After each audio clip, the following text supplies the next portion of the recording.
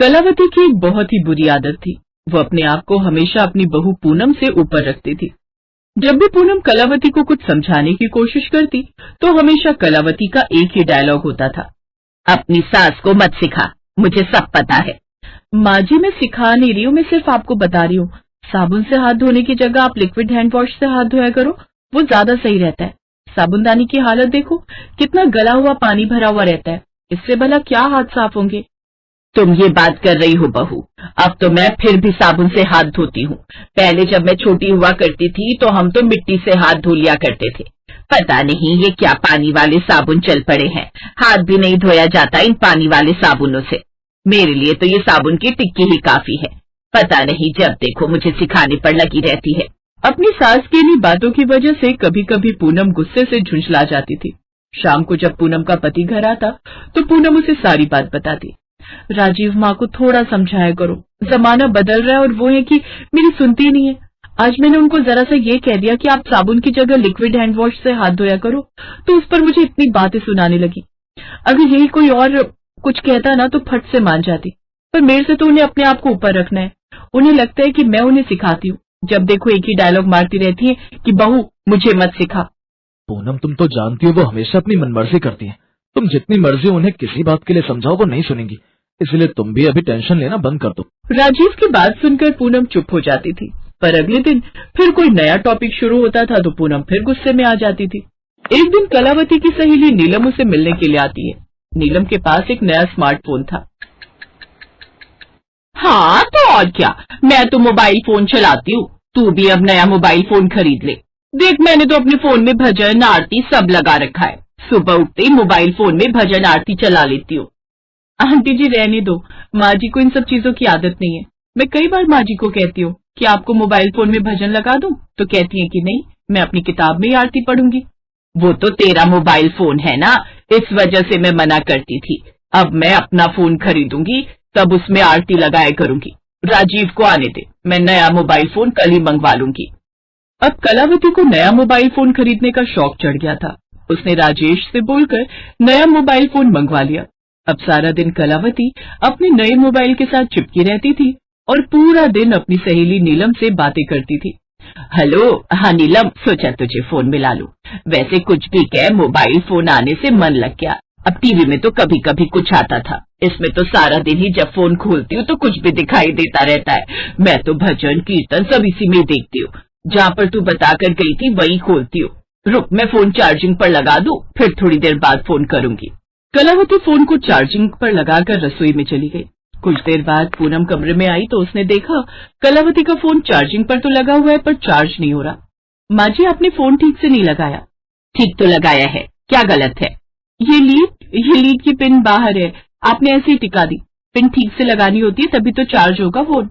मैंने ठीक से ही चार्जिंग पर लगाया था। मुझे तो लगता है तुमने ही जानबूझकर इसे छेड़ा है। अरे, एक तो आपको कुछ सिखाने लगती हो तो आप कुछ सीखते ही नहीं हो। मैं तो आज के बाद कुछ बताने ही नहीं वाली। जब आप मेरी बात सुनना ही नहीं चाहते तो मैं भला क्यों कुछ कहूँ? खुद कर लिया करो आप अपनी चीजें, मैं तो कुछ भी नहीं समझाऊंगी। हाँ, तो किसने कहा है कि तुम मुझे कुछ समझाओ? मैं तो खुद तुम्हें कहती रहती हूँ कि मुझे कुछ सिखाने की जरूरत नहीं है। बहुत लोग हैं मुझे बताने और सिखाने वाले। उस दिन के बाद पूनम ने सचमुच अपनी सास कलावती को कुछ भी सिखाना समझाना छोड़ दिया। अब वो बिल्कुल भी किसी बात के लिए अपनी सास को कुछ नहीं कहती थी। पर माँ, आपको फोन लॉक करके रखने की क्या जरूरत है? जरूरत है बेटा, मेरी सहेली नीलम बता रही थी कि अपने मोबाइल फोन को हमेशा लॉक रखना चाहिए। वो भी अपना फोन लॉक करके रहती है। उसने मुझे समझाया है, इसलिए तुम मेरे फोन में लॉक लगा दो। ठीक है, लगा देता हूँ। मैं आपको नंबर बता दूंगा कि क्या नंबर डालकर। राजेश फोन में पासवर्ड लॉक लगा देता है। माँ, मैंने फोन में पासवर्ड लॉक लगा दिया। अगर कभी कोई प्रॉब्लम हो तो आप पूनम से पूछ लेना। मैं कुछ दिनों के लिए ऑफिस के काम से जा रहा हूँ, 3-4 दिन में वापस लौटूंगा। मुझे पूनम से कुछ पूछने की जरूरत नहीं है, मैं अपने आप ही सीख जाऊंगी सब कुछ। और अब तो कितना कुछ सीख भी गई हूँ, पूरा फोन चला लेती हूँ, मुझे कोई दिक्कत नहीं होगी। अब तो मैं आराम से पासवर्ड डालकर फोन लॉक खोल भी लिया करूंगी। क्या बताया था तूने? 451-451-451। देख, मुझे याद भी हो गया। राजेश कुछ दिनों के लिए ऑफिस के काम से शहर से बाहर चला जाता है। पीछे से कलावती नीलम से पासवर्ड चेंज करवा लेती है। मैंने फोन में नया पासवर्ड डाल दिया है। अब तेरे फोन का पासवर्ड है 345 345 345। सही किया। मुझे तो डर था कि कहीं पूनम बहू मेरा फोन ना खोल ले और खराब ना कर दे मेरा मोबाइल फोन। वो तो वैसे ही मेरे पीछे पड़ी रहती है। फिर मुझे कहेगी कि मुझे कुछ चलाना नहीं आता, फिर ऐसे सिखाने लगती है जैसे मुझे कुछ आता ही ना हो। नीलम ने जो फोन में पासवर्ड चेंज किया वो 2 दिन बाद ही कलावती भूल गई। अब कलावती नीलम को फोन भी नहीं कर सकती थी, इसीलिए वो परेशान हो गई। मुझे तो नया वाला नंबर याद भी नहीं आ रहा, क्या करूं? पासवर्ड वाला था, क्या पासवर्ड था? राजेश को फोन नहीं कर सकती, पूनम बहू को मैं बिल्कुल भी नहीं बोल सकती। अगर उसे ये बात कही तो बोलेगी कि अब मेरे पास क्यों आई हो। मैंने उसे कई बार कहा है कि मुझे बार बार टोका मत कर। मुझे तो शर्म आएगी। अब मैं पूनम को क्या बोलूंगी कि मैं अपना मोबाइल का पासवर्ड भूल गई हूँ। क्या करूं? कल से मोबाइल नहीं चलाया। क्या पासवर्ड था? 543 543। मुझे तो कुछ भी याद नहीं आ रहा। मैंने फोन में पासवर्ड क्यों लगाया? फोन लॉक ही क्यों किया? ऐसे ही रहने देती। ये सब नीलम की वजह से हुआ है। उसी ने मुझे कहा कि मैं फोन को लॉक कर दूं। क्या करूं? किससे कहूं? तभी पूनम आ जाती है। लाइए मैं खोल कर देती हूँ। मुझे आपके फोन का पासवर्ड पता है, 345 345 345।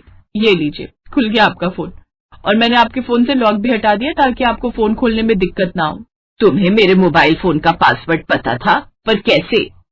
उस दिन आप नीलम आंटी के साथ बैठे हुए थे ना, तब मैंने पासवर्ड सुन लिया था और मुझे याद था। एक मैं हूँ जो हमेशा तुम्हें गलत समझती थी, वही सोचती थी कि तुम मुझे सिखाती रहती हो, टोकती रहती हो। पर आज देखो ना, अगर तुम्हें पासवर्ड याद ना होता तो मेरा फोन तो खुल ही नहीं पाता। मैं हमेशा तुम्हें यही कहती हूँ कि मुझे मत सिखाया करो, पर आज मैं खुद कहूंगी कि मुझे वो सब कुछ सिखाओ जो मुझे नहीं आता। जरूर माँ जी, जो मुझे नहीं आता वो आप मुझे सिखाया करो, और जो मुझे आता है वो मैं आपको सिखाऊंगी। आप कह रहे थे ना स्वेटर बुनना सिखाओगे, तो आप मुझे सिखाना, और मैं आपको फोन में खाना बनाने की वीडियो दिखाऊंगी। अभी दिखाओ ना बहू, मुझे सिखा दो वीडियो कैसे देखते हैं इसमें। ठीक है, ये देखिए, इतने सारा खाना बनाने की वीडियोस हैं जहाँ पर तरह तरह के व्यंजन बनाने सिखाए जाते हैं। बहू, वो गुलाब जामुन बनाने की विधि भी तो होगी इसमें। हाँ है ना, आप यहाँ पर बोलो गुलाब जामुन की विधि बता दो। पूनम अपनी सास को फोन की और भी चीजें समझाने लगी।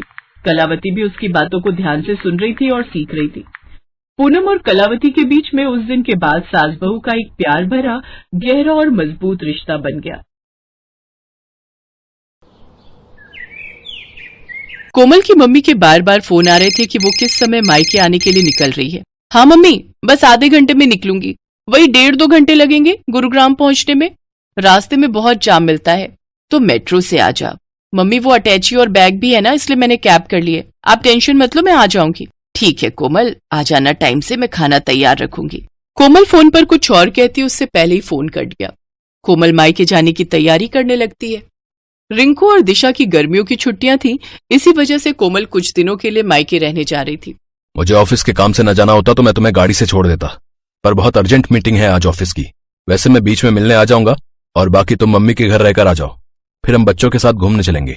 कोमल खुश थी कि वो बहुत दिनों बाद मायके रहने जा रही है।